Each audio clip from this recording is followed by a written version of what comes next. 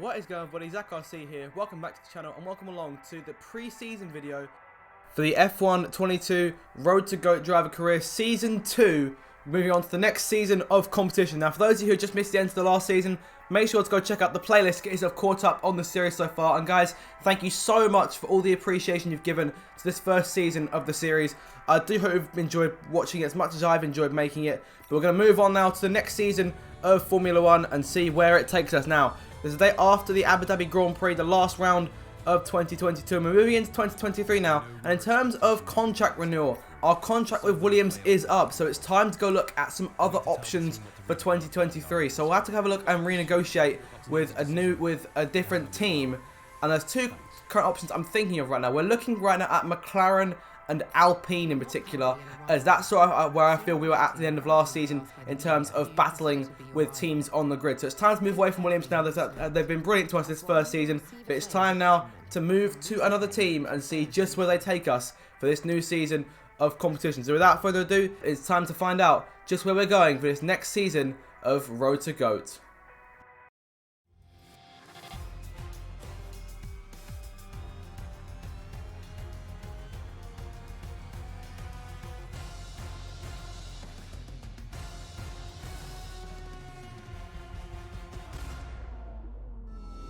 So there it is, ladies and gentlemen, we have signed for the Alpine team ahead of the Season 2 of Road to GOAT, and here is the challenger for this new season of Formula 1. It is a very fresh looking livery indeed. I'll be leaving a link down for all the mods I use in the description down below, so if you don't use any of them yourself, feel free to follow those links. In terms of this design, I do really like it. I like the change in terms of orientation of the colours of the pink. Now, I like pink now at the back and a full blue side pod there with the BWT logo on it. Looks very clean indeed. So I'm really looking forward to going out on the racetrack and scoring some points in this thing as best we can. Of course, Alpine were fighting McLaren in the late stages of last season alongside fighting us on the track. So hopefully we can jump right in alongside our new teammate Esteban Ocon, as Fernando Alonso has now retired and we're taking his place. So just have to see how we get on with our new team. In terms of the calendar for Season 2, so we're kicking off the season in Australia, Albert Park, which hosted a very entertaining third round for us last year. It's now the opener once again. Brazil hosting the second round. That's one that had taken a massive change.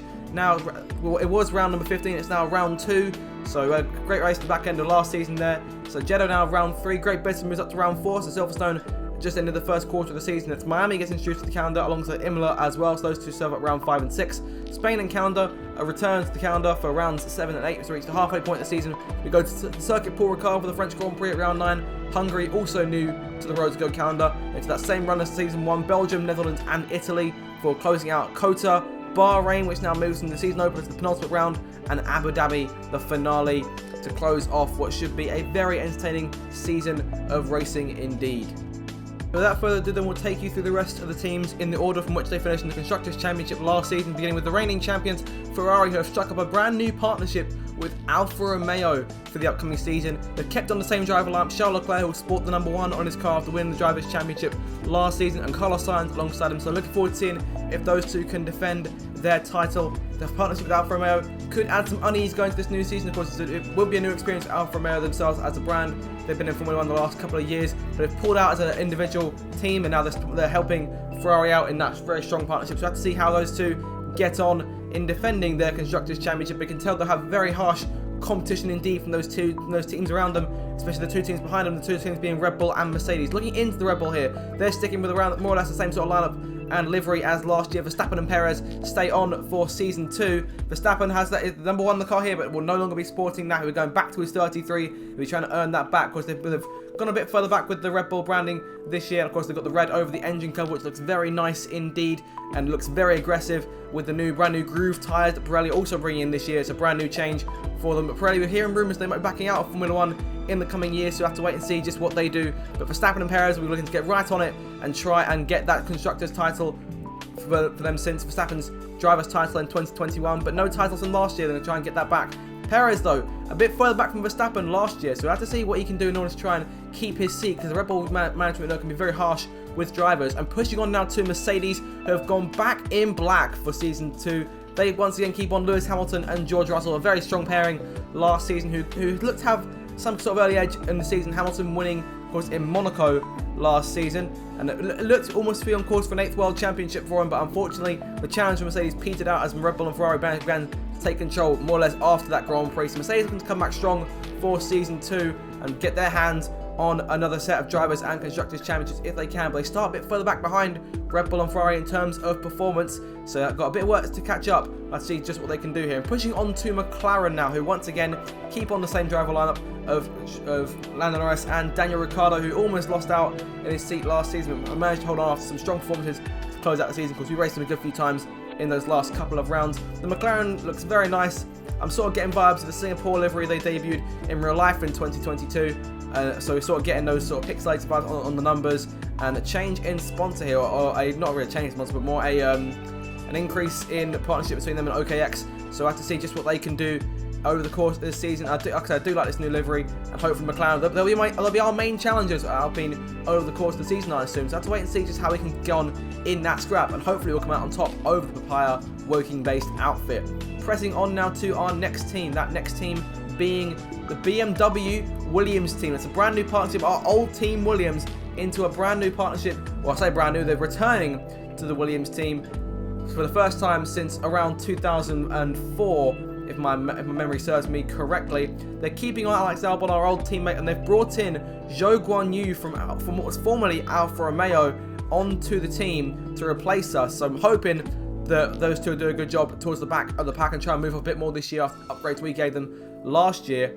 But hopefully they'll do a good job, and hopefully the partnership with BMW will also help strengthen them that little bit more as well. I like the livery here. They've made a few changes here with the colours. They're going for a bit more blue and red, and a mainly black and white livery last year opposed to the sort of blue and black we had last year. So it's a very nice livery indeed. So we'll press on now to our next team, that team being Haas, and they've brought in their brand new sponsor MoneyGram, same as it was in the real life 2023 season, and they kept on Kevin Magnussen, and they have now famously managed to sign Nicholas Latifi back to the Formula 1 grid for 2023. Latifi, of course, he's had his fair share of disappointment so far in his F1 career, but he's going to try and resurge himself now with a new team at Haas, and they have a much older teammate, Kevin Magnussen, to help him show him the ropes of perhaps one of the faster cars in the midfield. I do really like the special details on the Haas car, especially the stars, the American stars on the wheel covers, and the changes in livery, mainly black but white in places to go with their new sponsor. So I'm really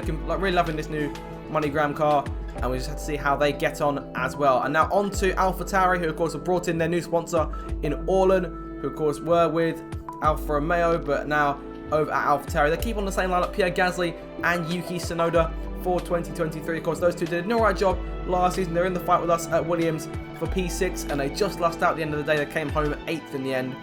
I dare say they'll be looking for improvements from their two drivers to get them back further up the order again, back to their potential race-winning form of 2020 at maximum. Of course, Gasly sticks on with the team once again, but will he be looking for a move away in the future? Time will tell. I'll have to wait and see just how AlphaTauri do this season, but if the performance isn't up to scratch, then I dare say he might be out the door at the end of this season. So we'll just have to wait and see how they perform over the course of the year and try and push themselves back up into the midfield. And now, surprisingly, the arrival of a brand new team, Audi Sport GP, who are pushing up their plans to enter Formula 1 in 2026. They've pushed it up to 2023.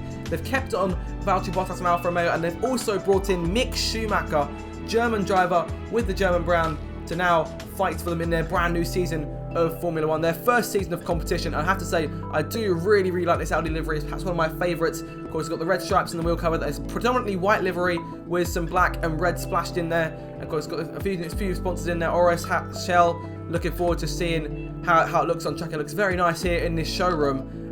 Where will they fare in competition? They're taking over from Alfa Romeo, so will they be in the same position with Alfa Romeo, or could they be high up the order? We'll just have to wait and see, but it's very exciting to see a brand new team on the grid here in Formula 1 and trying to outdo Alfa Romeo's performance from last year. And finally, Aston Martin, who finished dead last in the Constructors' Championship last year, keeping on the same lineup of Lance Stroll and Sebastian Vettel. But how much longer will Vettel stick around for? Because, of course, he was promised success to some extent around this point in Lawrence Stroll's 5-year plan. But could that plan falter at any point? Because we are reaching year 3, as I say.